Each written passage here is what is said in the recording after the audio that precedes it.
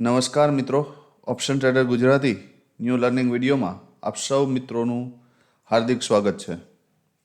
તો કેવું રહ્યું તો મિત્રો, શુક્રવારનું ટ્રેડિંગ સેશન મોસ્ટ ઓફ આપણા વ્યૂ મુજબ હતું, પણ માર્કેટની જે મૂવમેન્ટ હતી એ થોડી સ્પીડલી હતી ભાઈ. જે મિત્રો આ સ્ટ્રક્ચરને ઓળખી ગયા હશે ને એની મોર્નિંગમાં આ મૂવ કેપ્ચર કર્યો હશે, બરાબર. જે રેગ્યુલર વિડીયો જોતા હશે અને મારા લોજિક સાથે સહમત હશે એ મિત્રો, કેમ કે હું વારંવાર કોઈ એક વસ્તુ કહું છું કે જ્યારે માર્કેટની અંદર 2 કલાકની રેન્જ બની જાય ને અને પછી જો એની ઉપર નીકળતું હોય ને તો એ રેન્જનો બ્રેકઆઉટ છે ભાઈ. અને રેન્જનો બ્રેકઆઉટ થાય ને ત્યારે મોસ્ટ ઓફ કેસની અંદર માર્કેટ પુલબેક લેતું નથી. શું કરે તો કે સીધું જતું રહે. હવે આ પોઈન્ટ અત્યારે નોટ ડાઉન કરવો હોય તો કરી લેજો કે હંમેશા જ્યારે કોઈ પણ રેન્જનો બ્રેકઆઉટ થાય ને ત્યારે હંમેશા માર્કેટ બૂમ થાય, બરાબર. તો આજે અવાજ થોડો વીક હશે કેમ કે તબિયત થોડી ખરાબ છે, તો માફ કરજો અને હલાવજો, બીજું કાંઈ થાય નહીં. હવે સરસ મજાની આ મૂવમેન્ટ, પણ જો કોઈ મિત્રો આ એરિયામાં ફસાણા હશે, કેમ કે મેં એક મેસેજ શેર કર્યો હતો લગભગ આ ફર્સ્ટ કેન્ડલ બનતી હતી ત્યારે 9:32 સમથિંગ, બરાબર, કે જે મિત્રો ડીપથી બેઠા છે એ મિત્રો ટાર્ગેટ સુધી હોલ્ડ કરો. કયો ટાર્ગેટ હતો આપણો? 25,284, બરાબર. અને જે મિત્રો નથી બેઠા એ નીચેના લેવલ ઉપર આવવા દેજો. હવે નીચેના લેવલની રાહ જોઈ ન શક્યા હોય તો આ ટ્રેપિંગમાં તમે ફસાઈ ગયા હશો, એ શ્યોર વસ્તુ છે, બરાબર. હવે આપણે પ્રીમિયમના ચાર્ટ ઉપર જોઈએ એટલે તમને વધારે સમજાશે. લગભગ જ્યારે આ કેન્ડલ બનતી હતી ને ત્યારે આ મેં મેસેજ શેર કર્યો. હવે આની અગાઉ પણ એક વખત આવું થયું ત્યારે સમજાવ્યું હતું મેં કે ચલો અહીંયાથી નીચે નથી આવ્યું, આ 73 ઉપર નથી આવ્યું, પણ અહીંયા બ્રેકઆઉટ કર્યો.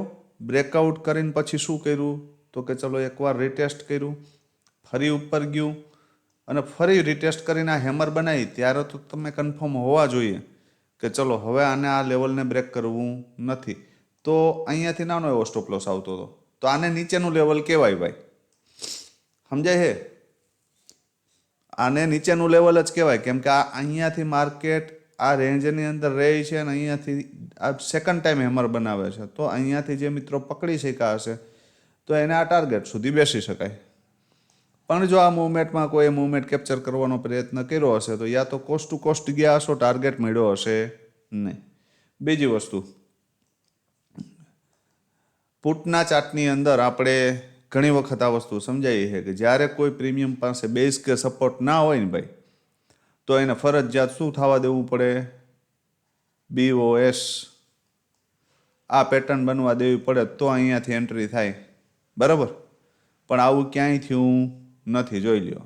કોઈ પણ હાઈને માર્કેટ બ્રેક કરતું નથી, બરાબર.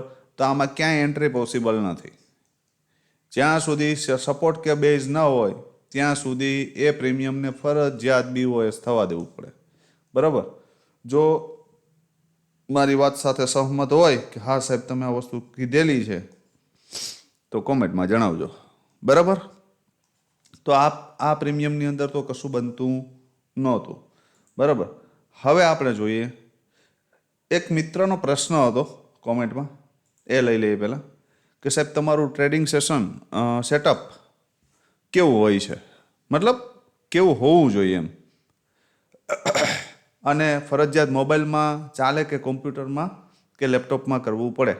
જો ભાઈ મારા મત મુજબ સેટઅપ ઉપર હોય ને આને સેટઅપ કહેવાય, બરાબર. આ સેટઅપ ઉપર જો તમે બેઠા હશો ને તો તમને બધું દેખાશે કે ભાઈ ઇન્ડેક્સ શું કરે છે, કોલનું પ્રીમિયમ શું કરે છે અને પુટનું પ્રીમિયમ શું કરે છે. આ રીતની 3 ડિસ્પ્લે થઈ શકે, બરાબર.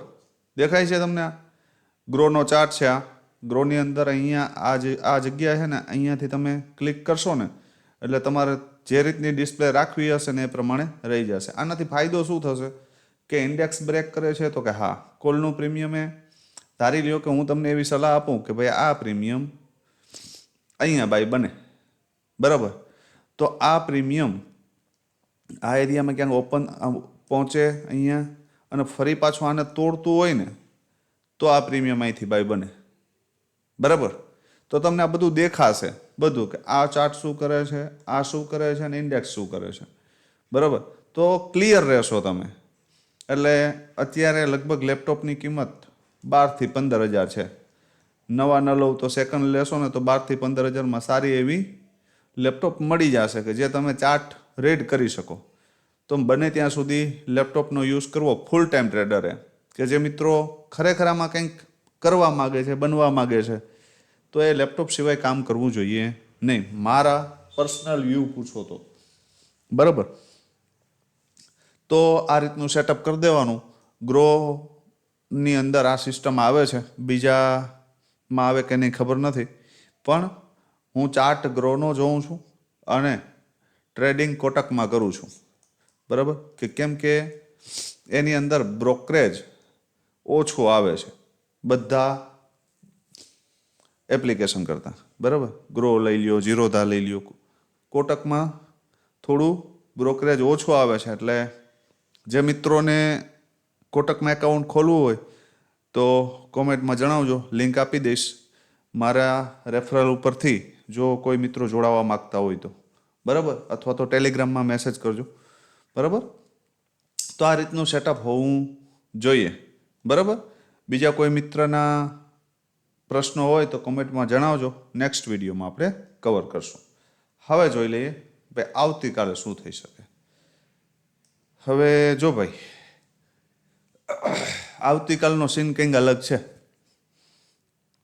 કેમ કે શુક્રવારે સાંજે, શનિવારે સાંજે આપણા ટ્રમ્પ ચાચાએ 2 પેક મારી અને 100% ટેરિફ ચાઇના ઉપર નાખી દીધો. એટલે ક્રિપ્ટો માર્કેટ જોઈ લ્યો, ગ્લોબલ માર્કેટ જોઈ લ્યો, બધા ધડામ થઈને પડ્યા છે. અને ક્રિપ્ટો માર્કેટની અંદર તો એસએલ પણ ટ્રિગર થયા નથી. ધારી લ્યો કે તમે 100 રૂપિયા એન્ટ્રી કરેલી છે, તમારો ટ્રેડ 150 રૂપિયા હાલે છે, તમે 120 ઉપર એસએલ મૂકીને બેઠા છો, છતાં પણ આ 120 તમારો એસએલ કપાણો નથી અને તમારું કેપિટલ વાઇપ આઉટ થઈ ગયું છે. આવી કન્ડિશન થઈ છે. કેમ કે લગભગ 5000 પોઈન્ટનો ફોલ્ટ તો એક 15 મિનિટની કેન્ડલમાં હતો, સીધો આમ ક્રિપ્ટોમાં, બીટીસીમાં, બરાબર? એટલે ટ્રમ્પ ચાચાનું સ્ટેટમેન્ટ આખી દુનિયાને હલાવી ખરી. એટલે ના પાડું છું કે ઓવરનાઇટ પોઝિશન આપણા માટે રિસ્કી છે, જ્યાં સુધી ટ્રમ્પ છે ત્યાં સુધી, બરાબર? કેમ કે એક આ માર્કેટ બુલિશ હતું. કેવું હતું? બુલિશ. હજુ પણ બુલિશ જ છે. આપણું માર્કેટ બુલિશ છે ક્યાં સુધી? તો કે આ જે બોક્સ તમને દેખાય છે ને, ક્લીન વસ્તુ, હું હજી આપણા માર્કેટને આ બોક્સની નીચે લેવલ છે 25,170 થી 75, સોરી 70 નહીં 75 જ રાખો, 25,175, જ્યાં સુધી 2-15 મિનિટની કેન્ડલ, કેટલી? 2, આની નીચે ક્લોઝ ના આપી દે ને ત્યાં સુધી હું નેગેટિવ નથી. આ ક્લિયર રાખજો, બરાબર? કેમ કે અહીંયાથી ફ્યુચર બાય થયા છે ભાઈ. અહીંયાથી શું થયું છે? ફ્યુચર બાય થયા છે, જેના સ્ટોપ લોસ આ છે. એ આની નીચે આવશે ને તો જ આ લોકોને ડર લાગશે, અને આવશે તો નહીં, પણ એની નીચે 2-30 મિનિટ માર્કેટ સસ્ટેન થશે ને તો આ લોકો એની પોઝિશનો સ્ક્વેર ઓફ કરશે. યાદ રાખજો આ વસ્તુ. ત્યાં સુધી કોઈ ડરવાની જરૂર નથી ભાઈ, બરાબર? અને આની નીચે 2-15 મિનિટની કેન્ડલનું ક્લોઝિંગ આવશે ને તો એક વખત રીટેસ્ટ પણ આવશે, બરાબર? એટલે વધારે હડબડાટ કરવી નહીં, અને સીધે સીધું જતું રહે તો ક્યાં આપણા કુટુંબમાં થાય છે.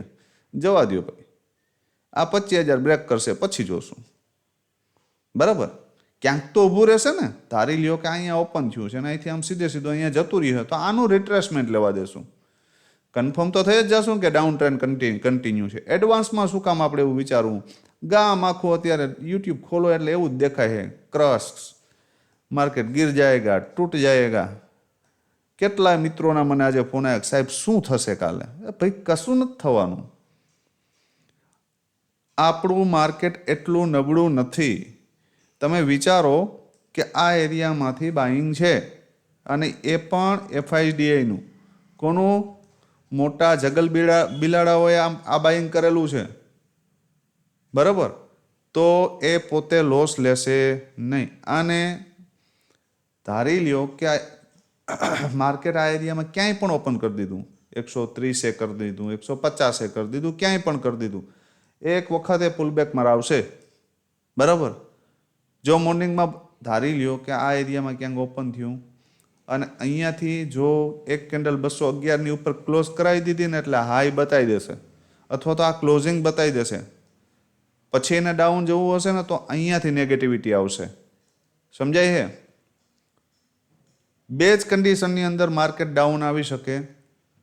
યા તો માર્કેટને એ મોર્નિંગમાં જ 125,175ની નીચે ક્લોઝ કરાવી દે અને 211ને રિટ્રેસમેન્ટ લેવડાવી દે, તો અહીંયાથી ડાઉનફોલ આવી શકે. 25,131ને બ્રેક કરશે ને એટલે સીધું 25,000ના દર્શન થશે, બરાબર?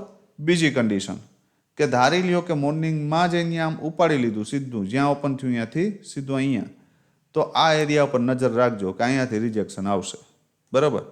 અહીંયાથી રિજેક્શન આવે અને પછી 175ને જો બ્રેક કરે ને એટલે આ લેવલ કન્ફર્મ આવશે, બરાબર? આ મગજમાં ફિટ જ કરી લેવું. બાકી સીધું ડાઉનફોલ આવે તો એને જવા દેવાનું કે ભાઈ જાતું, તો એ 25,000ના લેવલ ઉપરથી પાછું બાઇંગ આવશે, બરાબર? પણ આપણે વધારે મગજ મારશું નહીં. ક્લીન વસ્તુ છે કે આની નીચે 15 મિનિટની કેન્ડલનું ક્લોઝિંગ આવી જાય તો આપણે માની લેશું કે એને નીચે જાવ, અને પછી અહીંથી જો ઉપર આમ જતું હોય ને તો આપણે એ માનવાનું નહીં કે અહીંથી માર્કેટ ઉપર જશે. આપણે એ માનવાનું કે જેટલું ઉપર જાય ને એટલું આપણા માટે ફાયદો. જો આ એરિયા મળે ને તો અહીંથી શોર્ટ કરવું, અને પહેલો ટાર્ગેટ આ ને બીજો આ, બરાબર? અહીંયા સુધી તો ઊભું થવાનું થતું નથી. આની નીચે ગયું ને તો અહીંયા સુધી આવવાની પોસિબિલિટી છે. ક્યાં? 24,866 સીધું. હા, વચ્ચે આ રીતે પુલબેક, કેમ કે 25,000થી 866 એટલે 150 પોઈન્ટ છે, તો એ સીધું નહીં આવે. એકાદો પુલબેક ઉપર મારશે આમ કરીને, પણ એને આવવાનું છે અહીંયા, બરાબર?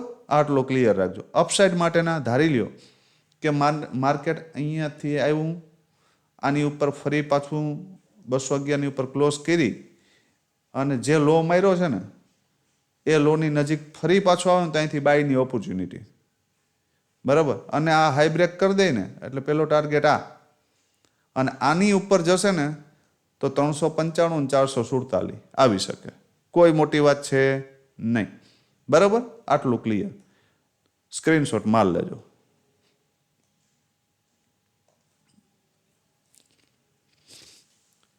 હવે કોલનું પ્રીમિયમ 25,200નો CE શું થઈ શકે ભાઈ આમાં?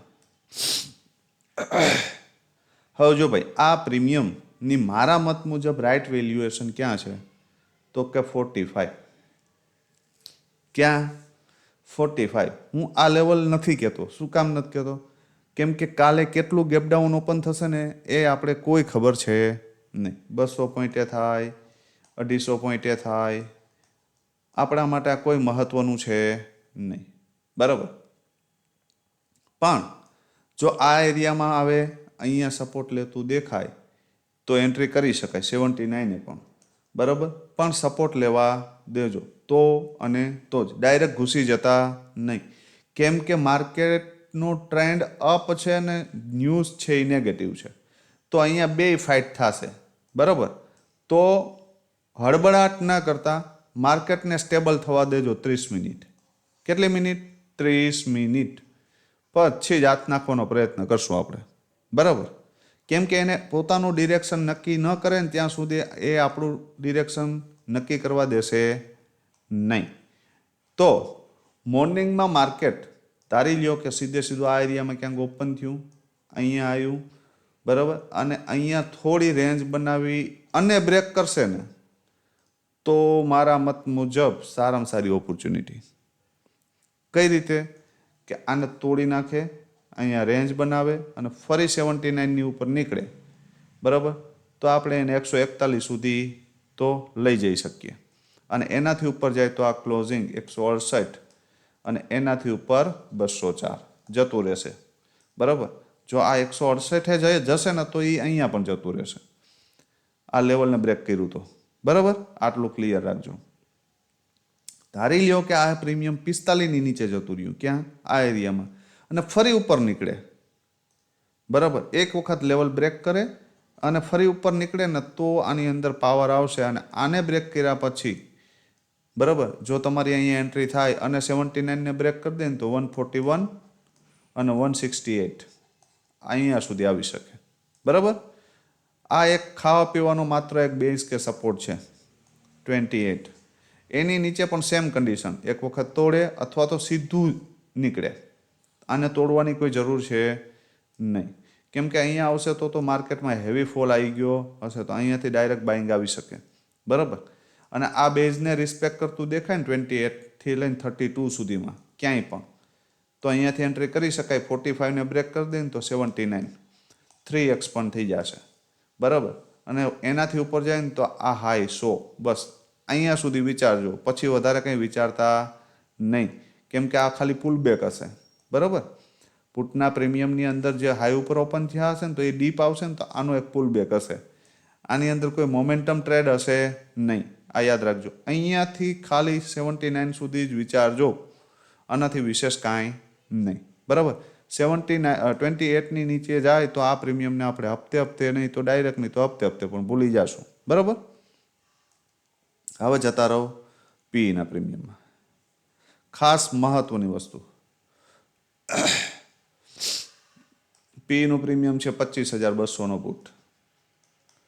તમને એવું થતું હશે કે સાહેબ 200 વાળા શું કામ સિલેક્ટ કર્યા છે, પણ મને માર્કેટ એ એરિયામાં ક્યાંક આજુબાજુમાં ઓપન થાય, બરાબર, 25,150, 25,175, 25,100 એની આજુબાજુ, એટલે આપણે મિડલ લેવલ પસંદ કર્યું છે 200નો પુટ. હવે જો ભાઈ કાલે માર્કેટ લગભગ 120-125ની આજુબાજુ ઓપન થતું દેખાય ને તો આ પ્રીમિયમ 90થી 100ની આજુબાજુ ઓપન થાય, બરાબર. આપણે ધ્યાન એ રાખવાનું છે કે વન વેની અંદર આમ ઉપર જાય, માર્કેટ આની નીચે આવે ફરી, બરાબર, આની નીચે આવે તો આપણા માટે કોઈ કામનું નથી, આ લેવલ આપણા માટે કોઈ કામનું નથી, બરાબર. પણ નીચે આવે અને અહીંયાથી ફરી પાછું ઉપર નીકળે, ક્યાંથી? 84થી, બરાબર. તો અહીંયાથી એક એટેમ્પ બની શકે કે તો શું થશે તો કે માર્કેટ ઉપર ગયું, થોડુંક રિટ્રેસમેન્ટ, વીક જે બાયર હશે પુટના એને એક્ઝિટ કરાવશે અને અહીંયાથી નીચે આવી અને ફરી પાછું ઉપર નીકળશે ને તો ફર્સ્ટ આ હાઈ અને સેકન્ડ આ 179 આ લેવલ બતાવી દેશે. ફરી ઉપર નીકળું તો પણ જો આની ઉપર 5 મિનિટની કેન્ડલનું ક્લોઝિંગ ફરી ન કરાવી શકું ને તો સમજી લેવાનું કે આ પ્રીમિયમ ધીમે શું થઈ જશે? 0, કેમ કે નેક્સ્ટ ડે એક્સપાયરી છે, બરાબર. પછી આ પ્રીમિયમમાં કદાચ અહીંયા થોડો ઘણો સપોર્ટ મળે, ક્યાં? 33એ, પણ એટલો બધો પણ પોઝિશનલ ટ્રેડ લીધા જેવો સપોર્ટ મને લાગતો નથી. જો આ પ્રીમિયમમાં પાવર 84ની ઉપર જ છે, આ મગજમાં ક્લિયર રાખજો, બરાબર. 84ની ઉપર એનામાં 179 સુધી જવાની તાકાત છે, પણ વન વેમાં નહીં.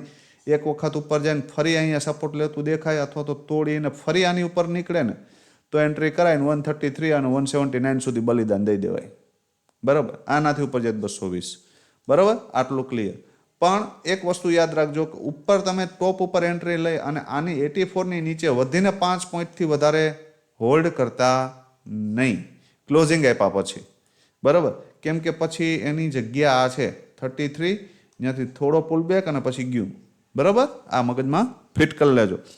તો તમારા જે પ્રશ્નો હતા એના ક્લિયરન્સ મળ્યા કે નહીં આ વિડીયોમાં એ કોમેન્ટમાં જણાવજો.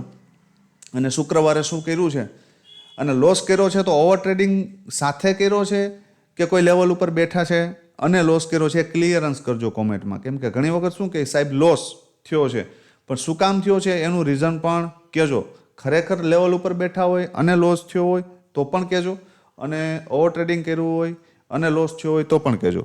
બરાબર? તો બધા મિત્રો પોતાના રિવ્યૂ શુક્રવારના શેર કરજો.